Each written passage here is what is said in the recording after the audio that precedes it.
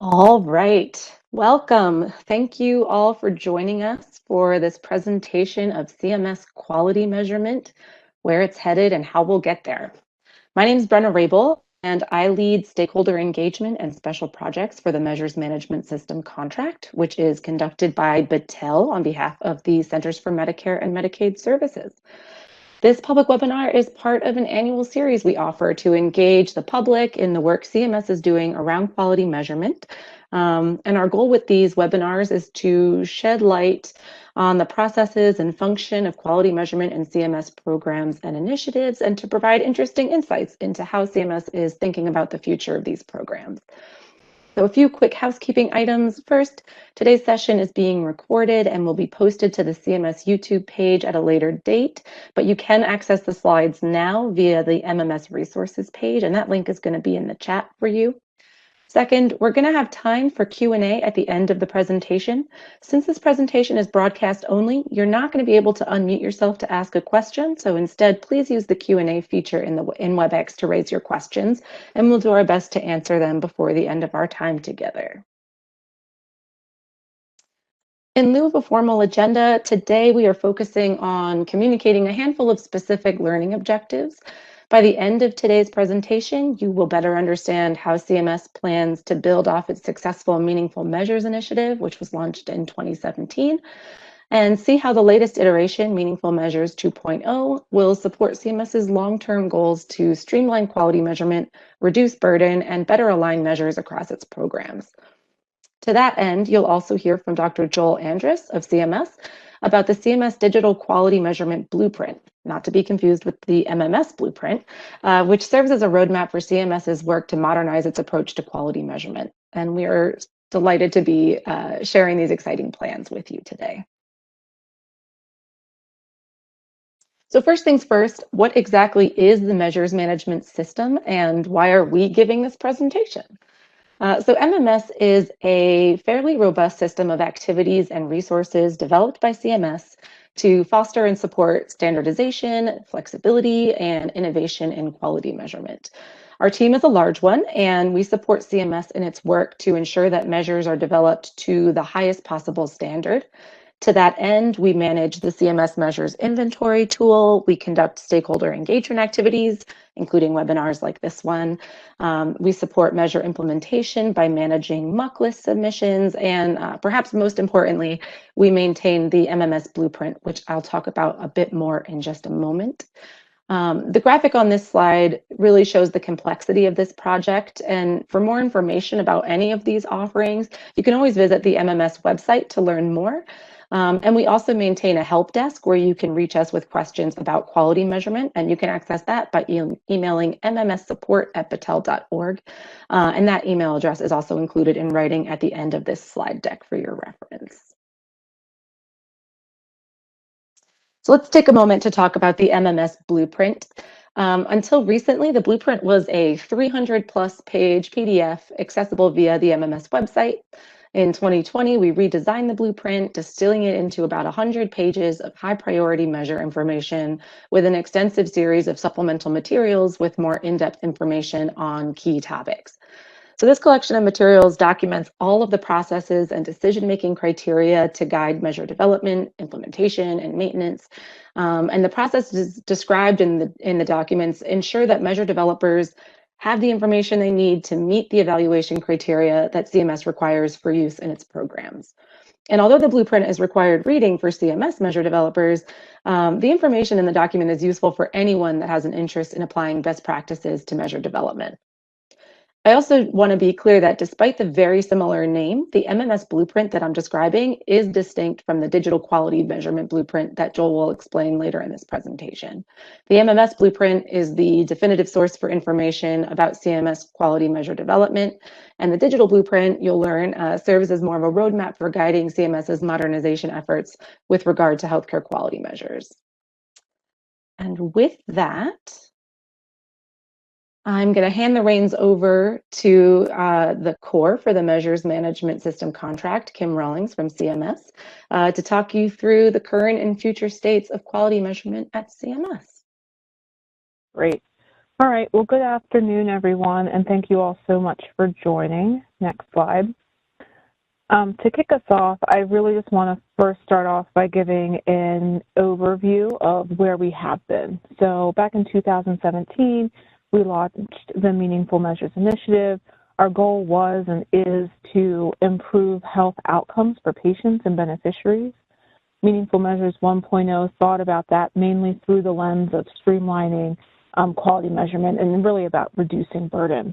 We worked hard to eliminate redundant, low-impact measures along with prioritizing outcome measures, which resulted in us removing approximately 15% of the measures in our entire CMS portfolio.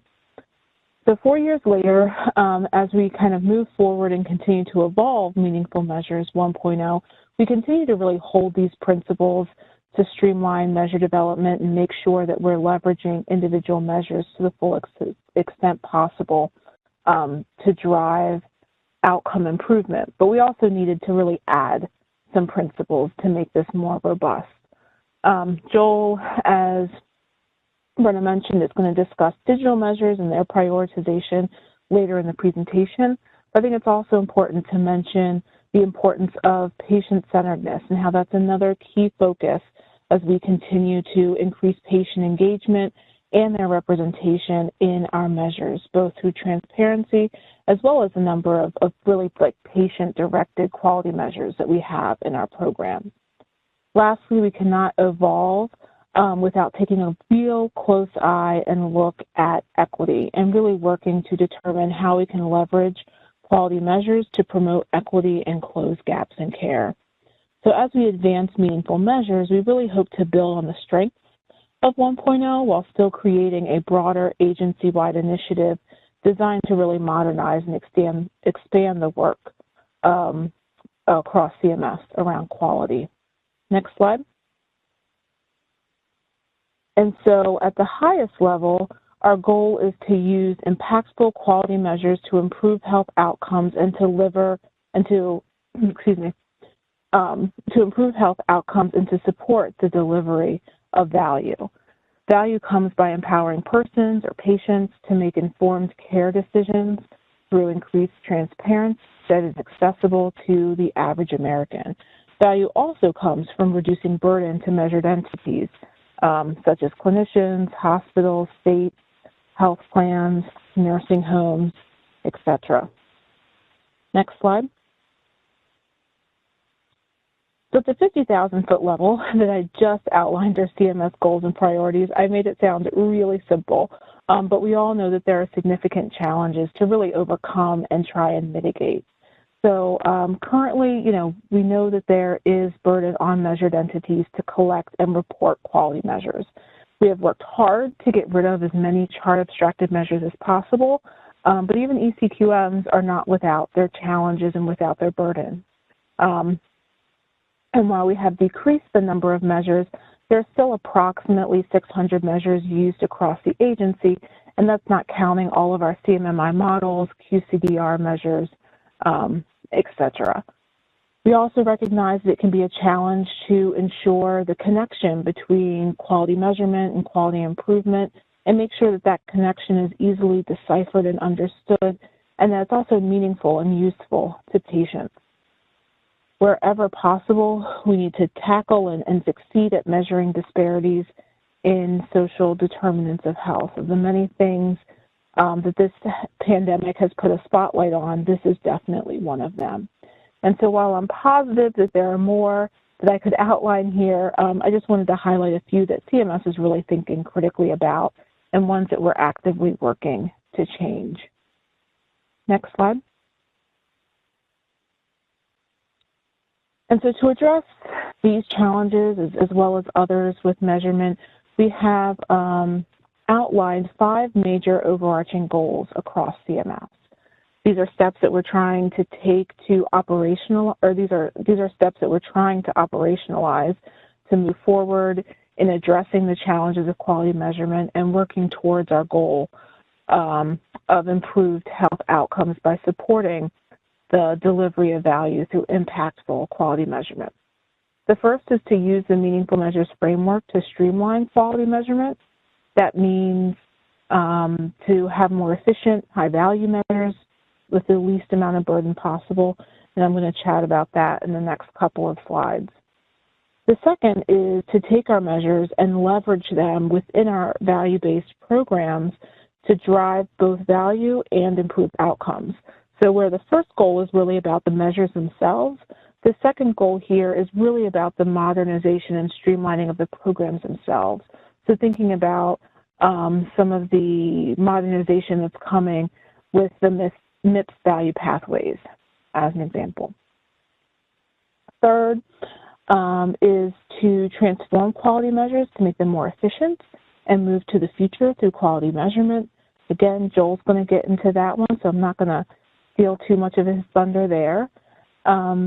And then the fourth overarching goal is to use these measures to empower patients and caregivers to make the best healthcare choices possible. We need to make sure the voice of the patients, consumers, and caregivers are heard not only throughout the measure development process, but also in the measures themselves by making sure that we at CMS are using more patient-reported outcome measures and measures on shared decision-making in our programs. It's also important to make sure that we have as much transparency in our programs as possible and that that transparency is really accessible. So those are some key top priorities there. And then last but certainly not least is our goal to promote equity and ensure that we are doing everything we can to leverage quality measures to close the gap. I think this is both a goal that kind of stands on its own because it's that important to us, but also one that can be baked into the other four goals. So next slide, we're going to go ahead and focus on streamlining quality measurement. So the most important aspect, I would say, of streamlining quality measurement is alignment throughout CMS, but also with other federal agencies and private payers as well. And we will accomplish this by utilizing the Meaningful Measures 2.0 framework, as well as some of the other principles to find the highest value measures possible and ensure that we are only measuring aspects of care where we can really make a significant impact. We have internal alignment meetings across CMS where we examine the measures in our programs and prioritize those. There are outcome or patient-reported outcome measures. We're also looking at data sources. That's something that we're taking into consideration as we continually move to have our measures be fully digital by 2025.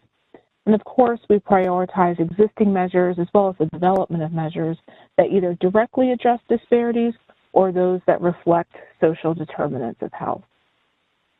In addition to our internal work, we're also working very closely with the VA and DoD to align measures, particularly in the hospital setting and with Hospital Compare.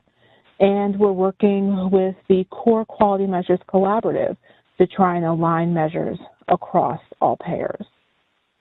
By aligning measures across CMS, federal programs and private payers, we will prioritize and really ultimately reduce the number of measures in our portfolio, which in turn will reduce the burden of measurement on all of our measured entities and hopefully get us to a place where we are distilling our measures down to what really matters to patients, their families, and caregivers. And so as you'll see in the next slide, a lot of these goals are tied to the goals of Meaningful Measures 2.0. Next slide. And so it's through this framework that we will address priorities and measure gaps. This framework will be used in conjunction to all of the other priorities I mentioned around promoting digital measurement, integration of consumer and caregiver voice, as well as alignment. Next slide.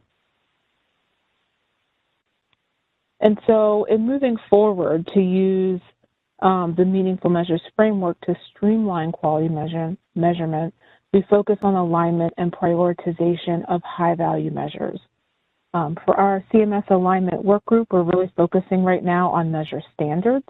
So we have outlined some some quality topic areas and conditions like diabetes and hypertension to make sure that having these measures are meaningful to the audience and the program that we're trying to reach and where we're trying to make improvements, as well as making sure that it is the right aspect of care to measure, that the measure captures a standard of care that is critical to improving a health outcome, or even where possible, capturing the health outcome itself. Focusing on high priority topic areas will help us streamline, but we also have to make sure that we are measuring outcomes where possible and paying attention to the burden associated with capturing the data and reporting the measures to CMS and other payers. And so with that, I'm going to turn it back over to Brenna, who will discuss how we will prioritize high impact measures. So as Kim alluded to on the previous slide, CMS is working really hard to streamline its approach to quality measurement. And a lot of that requires CMS to take a good hard look at the measures in its portfolio to confirm whether the measures it's using align with the priority domains that are included in Meaningful Measures 2.0. So it's tempting to think that CMS should have a measure for every important healthcare concern in the United States, but in reality, measurement isn't the only way that CMS and its partners can improve healthcare quality. It's one of many approaches to drive healthcare quality improvement on a national scale. And to that end, it's important not only to identify critical domains where quality measures are needed, but it's also important to consider the extent to which quality measurement can drive improvement in those domains. So the framework here just highlights one way that those decisions can be made. So for a topic to be considered really ripe for quality measurement, both the likelihood of the measure focus and the potential impact of measuring it have to be high. So for example, if you think about a chronic condition like diabetes, diabetes is high prevalence. It impacts over something like 30 million people in the United States. And controlling blood glucose, or HbA1c, is a critical part of diabetes care, given the known morbidity and mortality that's associated with poorly controlled blood sugar. By evaluating clinicians or facilities on the percentage of their patients who have well-controlled or poorly controlled blood sugar, CMS hopes to incentivize active ongoing care for those patients who are most vulnerable to complications from that disease. So in other words, using this kind of framework, this is an aspect of care that's both high in likelihood in that it impacts a lot of people and highly sensitive to measurement. So that's something that CMS would probably opt to continue to maintain in terms of measures that evaluate that aspect of care. Now, a more niche aspect of care, a disease or a condition or treatment that's really limited to a very small group of patients is probably something that we wouldn't focus on in quality measurement. It doesn't mean it's not important. It just means that it's not useful on a national scale. So instead, CMS might rely on more like quality improvement initiatives to drive improvement in those areas. And in the interest of time, I'm not going to provide examples for all 4 quadrants of the table, but I just want to conclude here by saying that adherence to frameworks like this one, in conjunction with Meaningful Measures 2.0, really helps CMS to carefully evaluate its portfolio, streamline measures to only high impact, high likelihood conditions, and then most importantly, to identify gaps. So why go to all this trouble to streamline? In a phrase, it's burden reduction. The enterprise of quality measurement can be a costly one, and measure reporting is time and resource intensive to measured entities like hospitals or clinicians. So thinking about what drives that burden in quality measurement, I think first, it's just the large number of measures across payers, within and across CMS programs and initiatives, and all of that adding to the reporting burden on clinicians and hospitals. This is especially problematic or challenging when those measures are similar in focus, but different enough to require unique data fields, data collection practices, or EHR capabilities. Measures can also add burden in terms of workflow. Anytime a measure relies on a questionnaire, test, or practice that isn't already incorporated into the normal course of care, hospitals and practices have to invest time and shift their workflows to accommodate those changes. And that can kind of trickle down to increased wait times for patients, and so on. And then finally, measures that rely on electronic health record information sometimes require the use of data fields that aren't standard in most EHR systems, and the costs associated with creating these new fields can vary quite a bit, and the feasibility of doing so varies significantly from system to system. So who bears the brunt of that burden? For the most part, it's what we call measured entities. So in other words, those are the doctors, practices, hospitals, and health plans who are accountable for reporting on the measures. And again, this burden really comes in the form of administrative costs associated with staff time, costs associated with EHR modifications, training costs, and time spent entering data versus time spent with patient. But by extension, patients also bear some of this burden. And for many, it's in the form of increased paperwork before, during, and after visits. How many times have you had to sit in your doctor's office waiting room with a clipboard of 5 to 10 pages of paperwork to fill out? I know that I certainly have, and speaking for myself, I know that every one of my doctors uses a different patient portal to communicate with me, and it can be a pain in the neck to log into each one to fill out intake paperwork or respond to patient surveys, to say nothing of the amount of time that some of my doctors have to spend clicking around in my medical record during my visits to make sure they are capturing everything that I say from some drop-down menu or checkbox in the EHR. And while quality measurement isn't to blame for all of that, it's certainly a contributing factor that CMS is very much aware of and trying to mitigate. And that brings us to how CMS aims to reduce some of that burden. So first, the goal is really to reduce the total number of measures in CMS's portfolio without losing sight of its quality improvement priorities. Alignment is an important pathway toward that goal. So on an ongoing basis, CMS staff are reviewing related measures across their programs to identify opportunities to remove redundant measures and leverage high-value measures across multiple programs to reduce the reporting burden on entities that report across all of those programs. And as Kim said, CMS is also taking a measure standards approach to ensure that only the most important aspects of care are being prioritized. And then to that same end, CMS also aims to engage persons and caregivers to ensure that the patient voice is at the center of defining what is important and meaningful. And finally, CMS is working hard to ready itself to take advantage of emerging technologies, things like FHIR, natural language processing, and machine learning to simplify data collection and reporting. And Joel's presentation is going to dive into that in some more detail.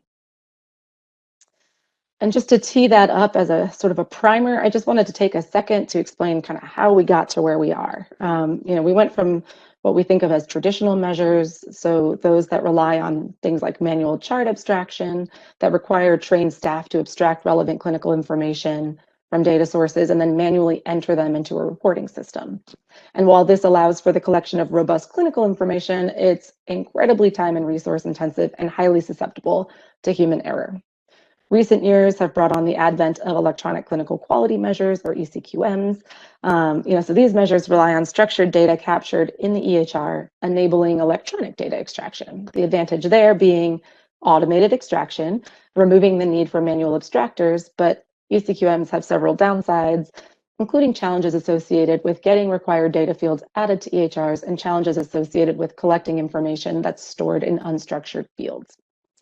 So that brings us to digital measures, which refers to a much broader group of electronically derived measures, of which ECQMs are one type. And while the definition for digital measures is still in flux, I think Joel has a lot more context around the advantages and next steps for measure digitization. And so on that note, I'm going to transition the presentation to him so that he can talk us through CMS's fairly ambitious goals as described in the Digital Quality Measurement Blueprint. Thank you, Brenna. Very much appreciated. Good afternoon.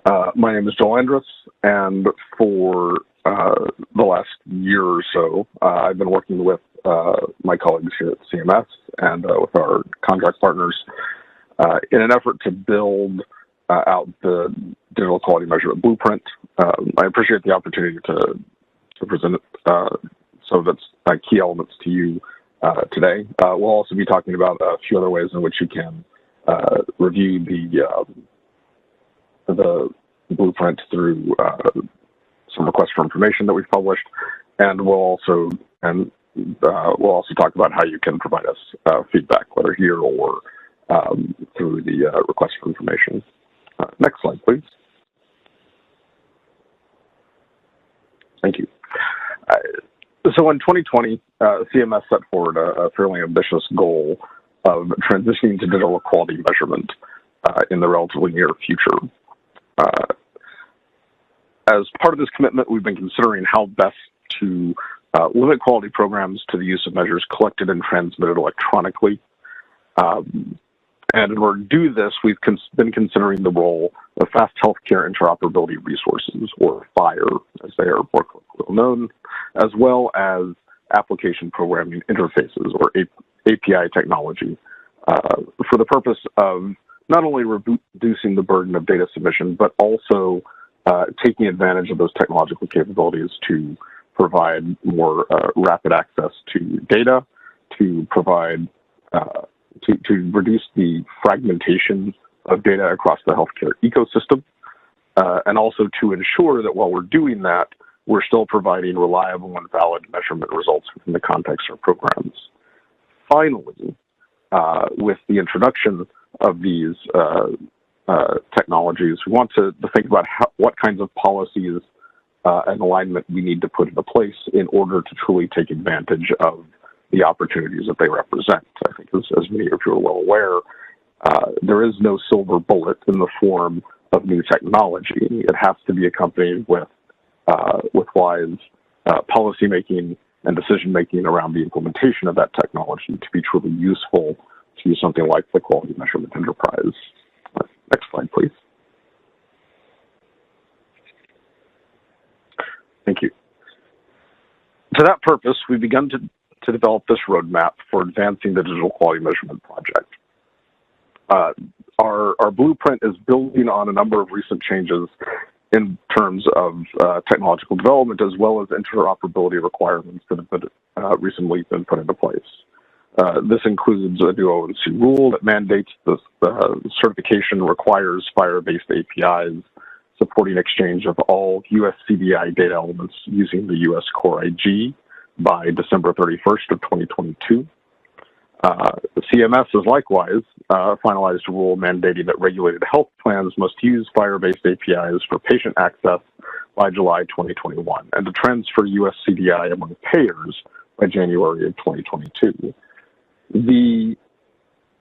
While these are not necessarily directly related to the quality programs that we operate, they do offer us an opportunity wherein the market is necessarily required to begin implementing these forms of technology. And so we've been thinking about what role these technologies can potentially play within the quality measurement space and for our program specifically.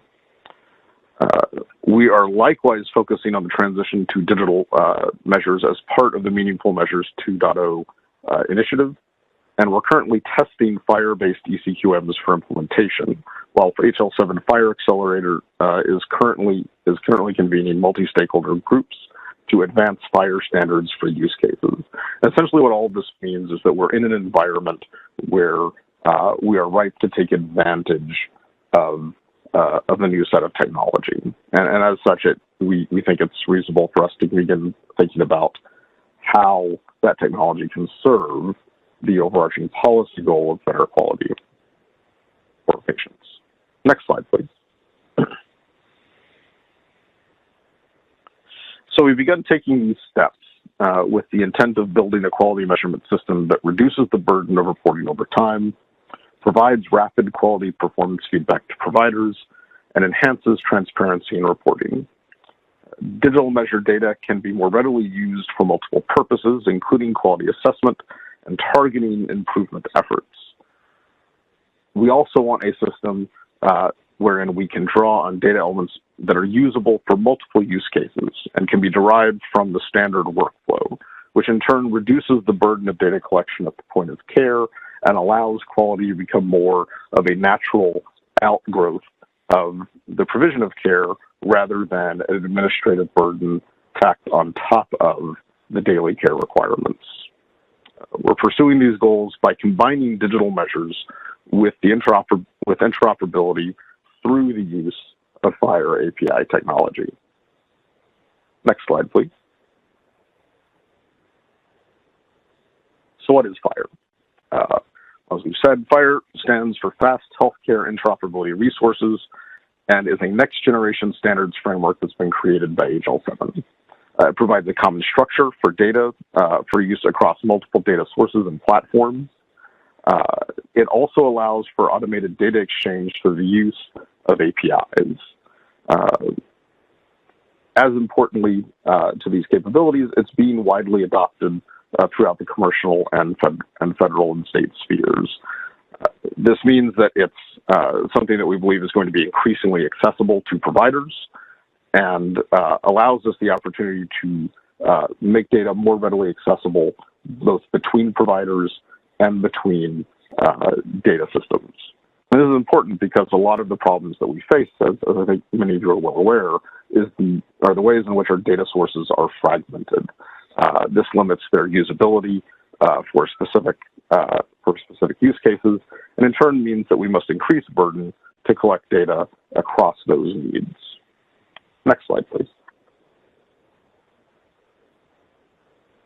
So this takes us into the question of what digital quality measures are. As Bruno was pointing out earlier, digital quality measures essentially represent an umbrella under which ECQMs can be imagined to rest.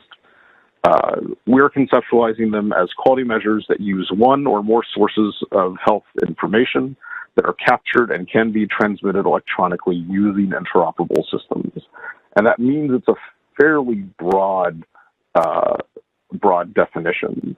But what it comes down to is that we see dQMs as potentially including sources other than just EHRs. And the standardization of FHIR resources, as well as the use of API-based reporting, we think gives us the opportunity to take advantage of these multiple data sources to be able to break through some of the fragmentation that they've caused in the past. As I said, ECQMs are a subset of dQMs that tend to be associated, frankly, when we're talking about the concept of, tend to be associated with the concept itself of digital quality measurement. I think in part that's because of all of the infrastructure that we've built in order to be able to implement them. But the reality is that other data sources exist that can take advantage of some of of much of what we're going to be discussing here today. The real focus of digital quality measurement, we think, needs to be on its capacity to leverage these technological capabilities to provide us with the kind of learning health system that we envision. And that includes the aggregation of data across multiple data sources, rapid cycle feedback, reduced burden of quality programs at the point of care, and the alignment of programmatic requirements. Next slide, please. So within the blueprint, we've identified 4 primary domains of work that we believe are necessary in order to transition effectively to digital quality measurement. We'll be talking primarily about 3 of these, with the 4th, data aggregation, left primarily to later discussions. So the 3 we'll be talking about today include improving data quality, and by this we mean standardizing both the format of data, but also standardizing the data requirements that are available for use within the healthcare ecosystem. We're pushing for the advancing of technology, including FHIR API reporting, but also in our approach to measure calculations, which we'll be discussing shortly. And we've been thinking about how those work together. And then finally, measure alignment. That is trying to align a vast ecosystem of programs, payers, and data systems in order to reduce the burden of data being required by providers and their systems today. Next slide, please. So current ECQMs are not designed to be plug and play. Implementers must read and interpret specifications and then locally map and pull data for each measure. Essentially, each measure is its own piece of the puzzle. And we want to think about how we can transition away from that because it comes with several limitations. This means that there's a lack of data mapping and QA of the required data that we need for quality improvement. And there's a distinct impact to both clinical workflows and to the burden associated with attempting to implement these measures, because frequently these measures aren't aligned. And that creates some significant issues.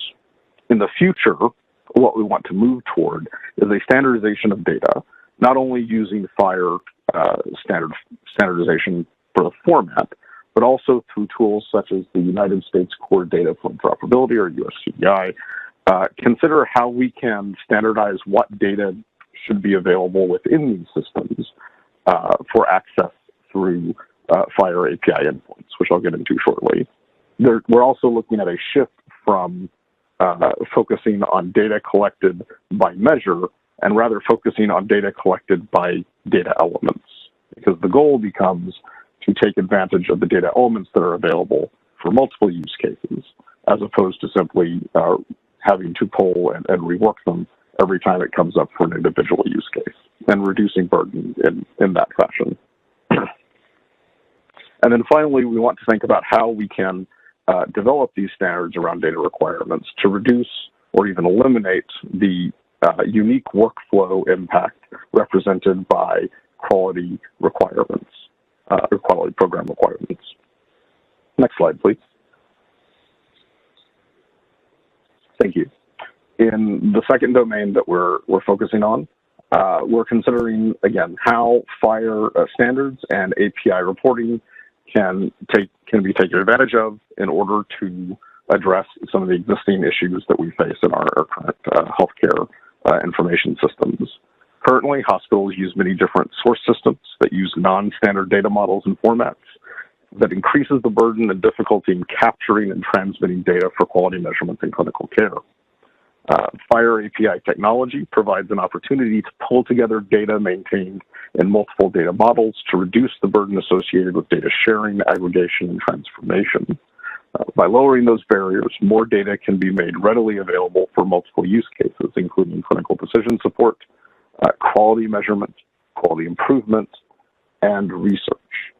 In essence, we want to make this we want to implement a more granular approach that is then more readily translatable across uses, so that the work of collecting the data and making it available occurs, is required much less frequently. Next slide. And we illustrate that here a little bit on slide 26, where you can see that as we contemplated what the data lifecycle looks like for dQM, we're limiting the involvement. We're seeking to limit the involvement, I should say, of the EHR to making data available via FHIR API endpoints. So the system is required to capture the data, standardize the data using the FHIR data model, and then to make those data available as endpoints. In turn, the need to analyze the data and interpret or apply it necessarily rests with the later data users. In the case of CMS quality programs, that would be CMS. So CMS then takes on the responsibility for analyzing the data and making use of it for its programs, and the EHRs are no longer have to undertake that responsibility.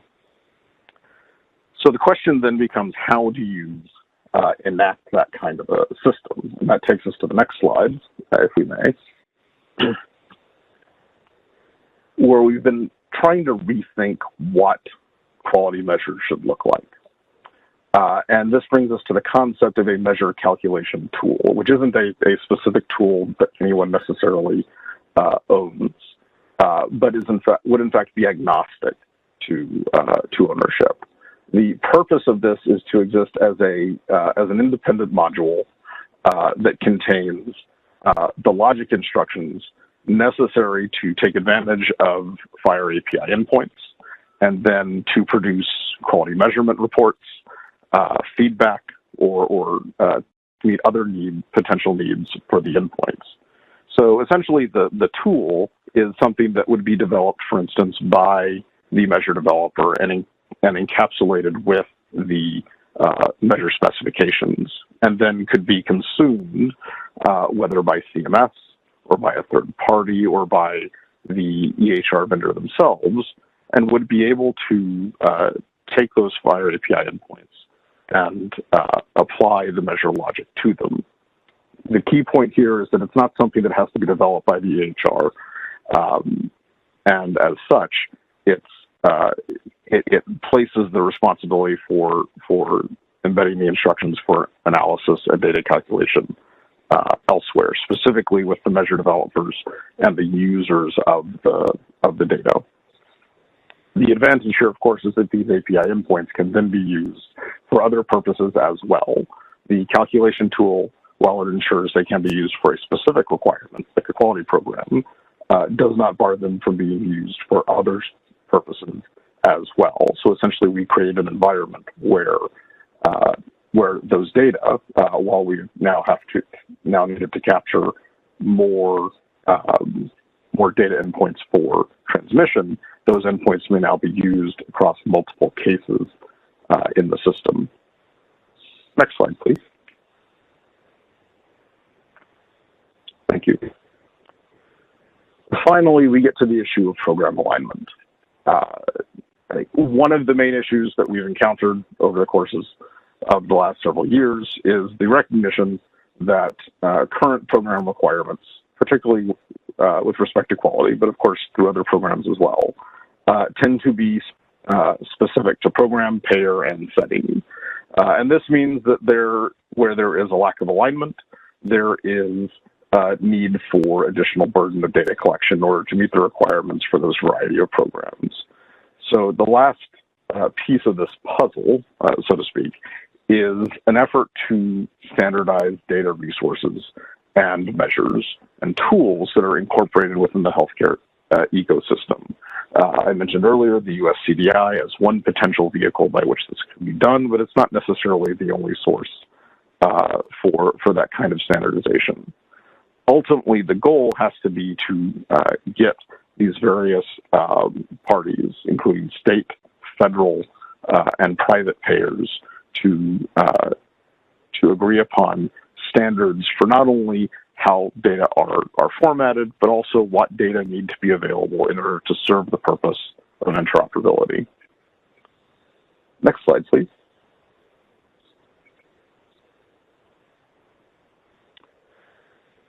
So as we contemplate the role of the digital measure transition within the broader CMS measurement action plan, we can see it stands alone as its own particular goal, but it actually serves a number of broader purposes.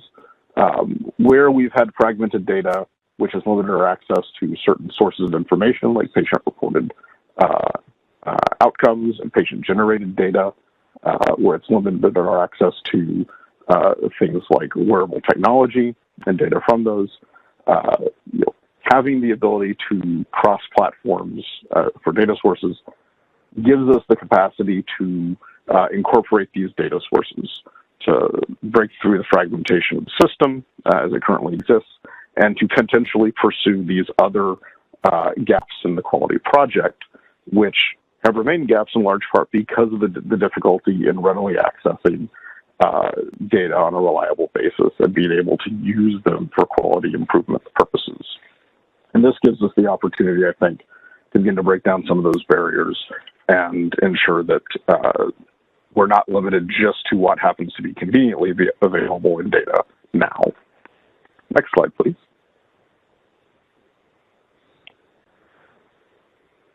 So we've begun an effort to engage with stakeholders in outreach. That's been initiated with our federal partners. We're doing it here in this presentation in an effort to build awareness on what we're considering doing. And of course, there's still a great deal of work to do on this. So we're seeking input from interested parties and how we can best approach this transitional work. In fact, if we go to the next slide. Thank you. We recently published, and you can access and review through the links provided here, a request for information within the IPPS proposed rule that CMS published in this spring. It lays out in writing much of what we've discussed here in greater detail, and specifically requests comment for a number of areas, including the definitional approach that we're using for digital quality measures, the use of the FHIR standard for ECQMs and APIs for quality measured data collection, the use of technological opportunities to support digital measurement, supporting aggregation of data across multiple data sources and platforms, and the development of a common portfolio of measures and data requirements. So I encourage all of you who are interested to do so to go review this information and provide us with feedback through the comment period. We've also provided a link to a fact sheet which can support your efforts to provide us with input. Next slide, please. All of that said, obviously there are a lot of challenges to overcome. And we're interested not only in your thoughts on how we can meet those challenges, but also to help us identify challenges that we may have missed as we've been thinking through this. The changes we're suggesting require significant adaptation by systems, vendors, and users in order to meet the shifting data requirements. This is not a cost-free enterprise, obviously. We anticipate that there's going to be a need for public and private partnerships to accelerate improvement in the data systems. And we expect that there are going to need to be changes to the workforce to ensure that we have the people in place necessary to operate and support the new systems required for implementation. Finally, there's a lot of work to be done to standardize the data elements, to standardize alignment across data requirements, and to ensure that we have as well the quality measures in place necessary to take advantage of the technological capabilities that we're pushing for once they're in place. So much work remains to be done. Finally, I'd just like to thank you all again for the opportunity to speak with you today, and I'll hand the presentation over to Kate Buchanan, who will begin the Q&A.